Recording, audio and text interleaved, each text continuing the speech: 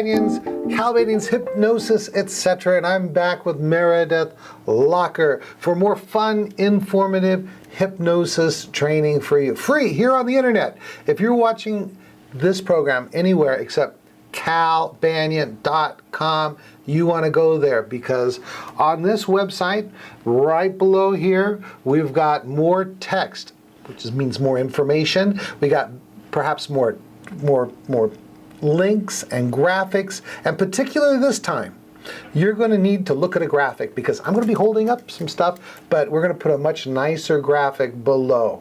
Hey, let me tell you about Meredith. If you've been watching our program, you know that Meredith is the professional. She is a true believer in 5-path, 7-path, and the ability of hypnosis to help people change and become more successful, which is what we're going to talk about today. She has a master's degree in psychology. She was a talk therapist before she turned over to our side of doing things. She has an office in LA. And how you doing, Meredith? I'm doing so good, Cal. Happy to be back.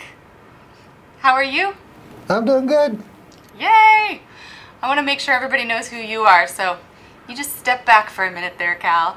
So if you guys don't know who Cal is, he is the one who recently has been accused of making these podcasts too complicated, too advanced. Can you believe it? Free training, and it's too advanced. Well, we will be diversifying to please all of the masses out there, but Cal is the one who created 5-Path, the one-on-one process I use with all my clients. He trains the best in the profession. He brought us 7th Path self-hypnosis. He's written many books, more articles than I would even try to count, and he, like me, has a master's in psychology, was a talk therapist prior to becoming this master hypnotist that he is today, and he is my mentor. Thank you, Cal.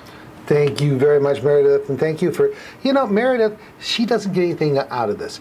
She just she drives all the way from Los Angeles down here to Orange County, and she just shares. And so it is that spirit that Celeste Hackett, Meredith Locker, Brendan now, Titus, and Elron in the past have put together, because they understand that when they raise the profession, we raise everybody, not just in the profession, but clients and communities and families as a whole. All right, now what I'm going to get into here is I'm going to get into why hypnosis is so important, and I'm going to bring a new model called the Ballon model of success. But before I do that, I want to tell you, we got to see you at the National Guild of Hypnotists Convention.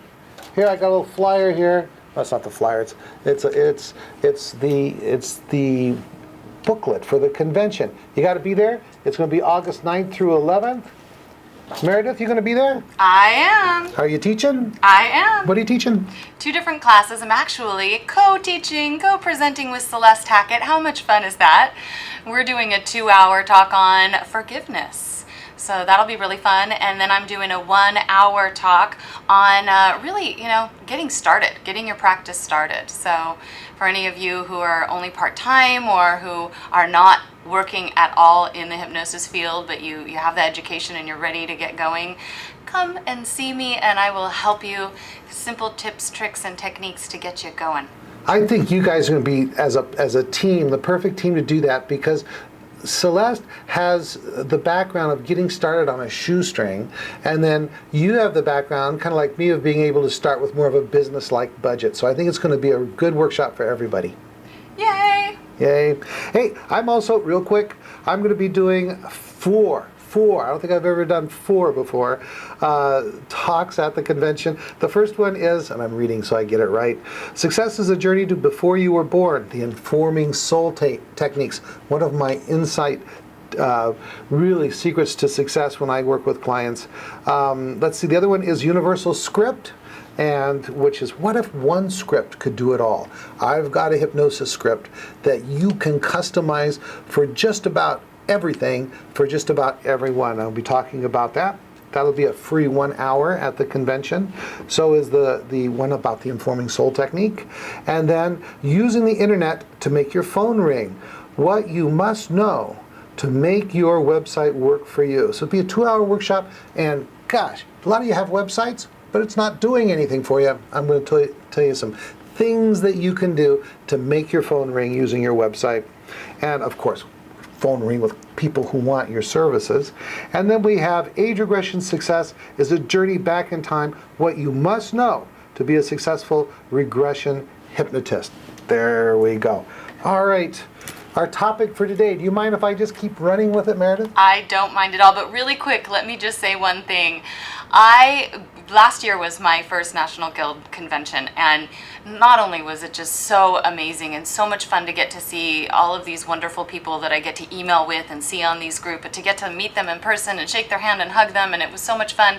So aside from that, it was so cool, Cal, to see you in action. I mean, of course, I've seen you in class, in multiple classes, small group, kind of a different energy, and you are really such a tremendous presenter. I mean, we were definitely hypnotized, and I can't wait to see these 4 talks of yours this year, and I hope you guys all come and join us.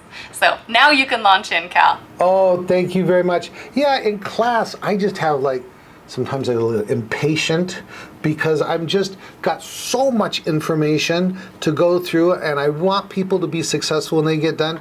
And then when at the convention, I'm doing a 1-hour, 2-hour workshop, and it's just not so much pressure, and so we have more fun, and I can just really throw myself into the one topic. So I like that. Okay, so here's the deal. Why is hypnosis, like 7-path and 5-path self-hypnosis, 5-path and 7-path self-hypnosis, so important?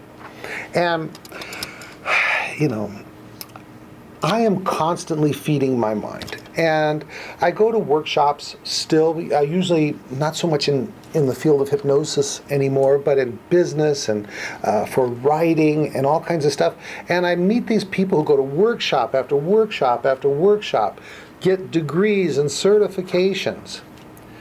And they're constant in a state of getting ready to get ready. Why is this? Why is it that you can get an excellent certification, an excellent degree, you can read an excellent book, or go find an excellent master teacher, a motivator, and you just don't do anything with it? And so, with my background in hypnosis and understanding how the mind works, I came up with the balloon model of success, the Banyan balloon model of success. So, there's going to be a better graphic right below, but that's what I'm going to give you. Let's see, I zoom out a little bit. There we go. What is this? So, right below there's a better graphic. Now, I want you to think about that this is your vehicle to success. This is how you're going to soar high. And I'm pointing here to this balloon. And then underneath the balloon is a little tiny gas tank with a flame. And you want to rise high, you raise that up, it fills up with hot air, and then it lifts off. That's the plan, right? Well, the problem is education, unless you can do something with it, is hot air. Knowledge, hot air. Motivation, hot air. Credentials, hot air, etc. If you cannot get this thing off the ground, why do people not get off the ground? I'm going to zoom in quite a bit here so you can have a really good look. I want you to look at the basket, and I want you to look at the ground, and I want you to look at how the basket is tied to the ground. It's got like a rope tied to stakes that have been hammered into the ground. And then look on the side of the basket. There's like sandbags, baggage. That's why we don't succeed, and our clients don't succeed, or our students don't succeed, is because unless they can cut these lines that are holding them back, unless they can sever those, they can't even get off the ground. These are the most important things. This is the things, these 2 little ropes. They represent, these little ropes right here, they represent the things that must be taken care of first to even get started. What are these things? The baggage and the lines that tie the balloon to the ground. They are old emotions from the past, like fear, like sadness, like guilt, like, oh gosh, anger that is unresolved, that they, for one reason or another, they're unable to move forward. It is also bad habits, habits that just burn up time. It's like in the Secret Language of Feelings book, where you feel bad because of the emotion that's inside of you, fear, anger, guilt. And you just distract yourself. You distract yourself with TV, you distract yourself with sports, you distract yourself with exercise, you distract yourself with do other kind of work or filing or whatever it is, getting ready to get ready. Okay, those are the bad habits, and they're generated by emotions. And limiting beliefs like I'm not good enough, or there's something wrong with me, or I'm not tall enough, or masculine enough, or pretty enough, or whatever your limiting belief is, or someone from my background could never be successful, whatever it is for you. Maybe it used to be women had this predominant limiting belief in our society, and that was that because I'm a woman, the only job I could ever have is maybe as a maid, or maybe as a kindergarten teacher, or maybe as a nurse, you see. But now we know that you can do pretty much anything you want to do, and very, very limited by gender. So you've got to cut those lines. When you've got to get rid of the baggage, the emotions, the bad habits, and the limiting beliefs. If you don't, more education is just hot air. If you don't, more knowledge is just hot air. If you don't, you go talk to that motivational speaker, you go to that talk and you feel rah, rah, rah, and you know what happened? That balloon can get so full of hot air and there's so much energy ready to pull it up. But then hot air cools down, and you'll find the next day or the next week or the next month, you're not feeling so motivated anymore because hot air cools down. So I imagine that maybe you've got these lines cut and you're making some progress. You listen to that motivational speaker, and you get this thing so hot, and it starts to rise. But over days or weeks, it cools off and it comes right back down. So if you are not having the success you need, you desire, perhaps it's time to stop looking for more education, stop looking for more knowledge, stop looking for a motivator or a motivating book or getting more credentials. Don't be the person that goes from workshop to workshop, degree to degree, reading one more book and constantly getting ready. You need to get rid of your personal baggage, painful emotions from the past, habits that just suck up your time or take you in the wrong direction, and limiting beliefs that hold you back. What do you think about that, Meredith?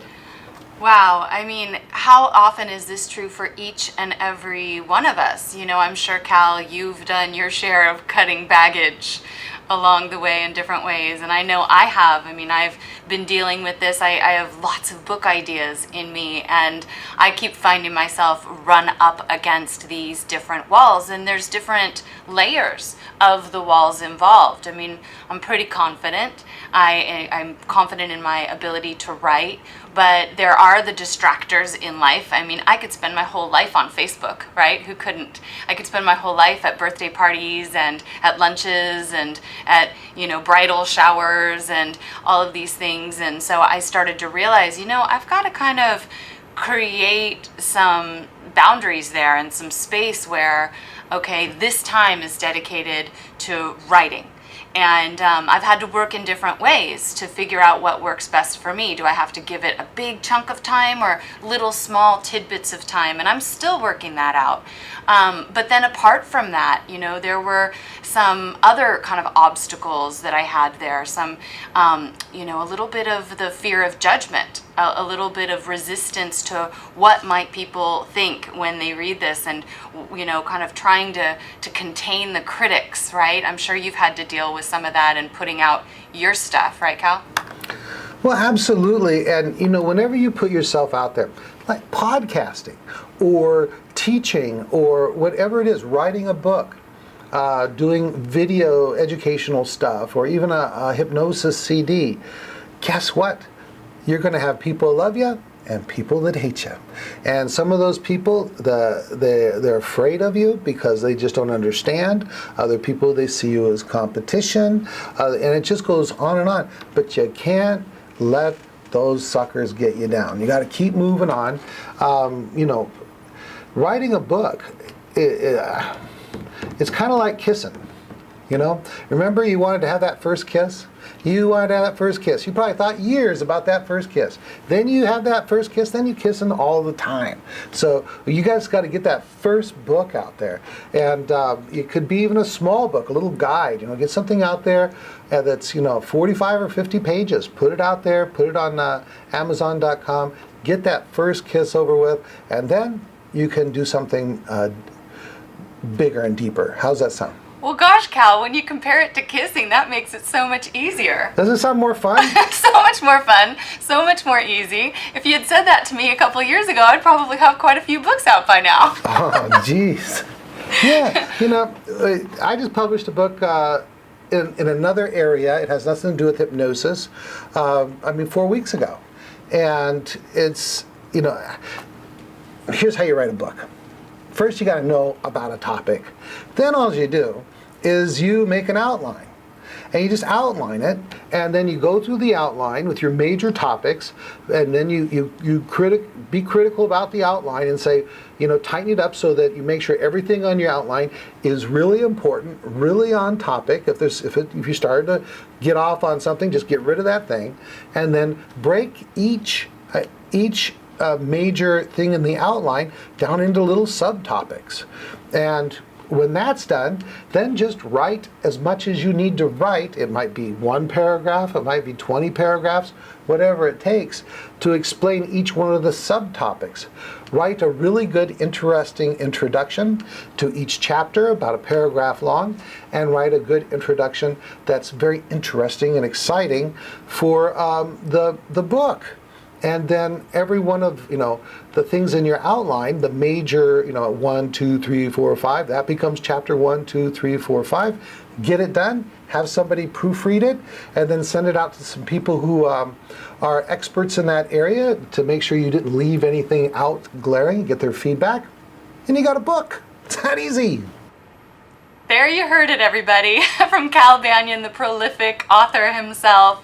It's that easy. But Cal, I've dealt with some perfectionism stuff, right? So that's another part of it where I wasn't willing to put something out that might have errors, or where there might be a loophole, or there might be a piece I left out. And, so I've been doing some work on myself in that area. But, the thing is like this model that you're talking about, I'm not just putting it off. I'm actually willing to look at it, and I'm willing to go, okay, what's in my way now? Let me clear some of this. Let me do some work on this. Whether it's self-hypnosis, or going to see a hypnotist, or going to see some other kind of practitioner to help me overcome this, step by step, I'm definitely doing the work to get it clear. And if I don't, I probably won't ever publish, right?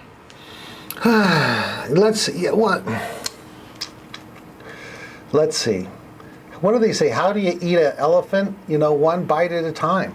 And so you can do this I remember when I was studying developmental psychology, and one of the earliest forms in human play is parallel play.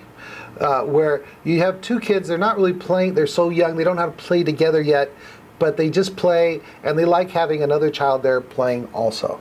They're not interacting, but they're parallel play. And so, you can do kind of a parallel play yourself, and that is, start putting together your outline of your book and make it be like, this is kind of like something I'm working on the side, and then also be doing your hypnosis. And if you let me quote Dan Poynter. Dan Poynter is the guy who taught me how to write my first book. And he's an expert on how to write books, especially how-to books. Dan Poynter, I think it's Poynter. And he says when your book is 98% written, it's done. So never, if you keep thinking, I got to have all the current information available to write this book, you don't.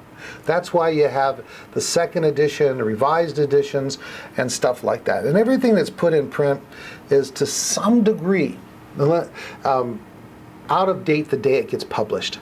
And that's why I love ebooks, because ebooks, someone says, hey, you got a typo or you left this out, I'll just change the manuscript, update it, and then re-upload it to whatever Amazon or Barnes and Noble or iTunes or Google, wherever I've got the iBook, the ebook done, and I can just update it instantly, automatically. It's not until I do a print version that it's kind of frozen in time. Exactly. So where are you guys holding yourself back? Have you gotten your practice going? Is your practice as big as you'd like it to be? Are you working full time? Are you making what you desire? Are you charging really what you require? What makes sense for you to charge? Or are you lowballing your rates and undermining your capacity to live a full-time living off of your hypnosis practice? What book haven't you written? What, adventure haven't you taken? And what do you need to do to get over those hurdles, to cut those sandbags, to be able to let your balloon float high, right? Anything else you want to add to that, Cal? Because we're about out of time. Yep, you're exactly right. Coaches, social workers, teachers, every kind of helping professional, psychologists, doctors. Guess what? If you're frustrated with your clients and students and patients not succeeding the way that you want, you need to get them to a hypnotist that has powerful tools. Regular direct suggestion hypnosis will not do this. They need to be experts in age regression and parts work and this kind of thing. The things we talk about with 5-path all the time, and also 7-path self-hypnosis. These kinds of things, because they're all insight oriented. Learn it. Refer people to hypnotists that can do this kind of stuff. Become a hypnotist that can do this stuff. Gosh, if I was a counselor, I'd want to be a hypnotist too. If I was a social worker, I'd want to be a hypnotist too. If I was a psychologist, I know I could never really be the greatest psychologist I could be unless I was also a great hypnotherapist also. Okay, that's it. Wrap it up. All right, thank you guys so much for tuning in. I hope this inspired you. I hope you're ready to cut your sandbags and really allow yourself to soar. It's time. If not now, when? Right? Absolutely. I think you're getting motivated by this video, aren't you? I am. I'm going to go right now and finish my book. All right. This is Cal Banyan. I want to see you at the NEGH convention. I want to see you in class. I'm doing a class right now as this podcast is going out there, and then I got another one coming up in October, and if you hurry, you can get an early registration discount. That's it. Cal Banyan, signing out.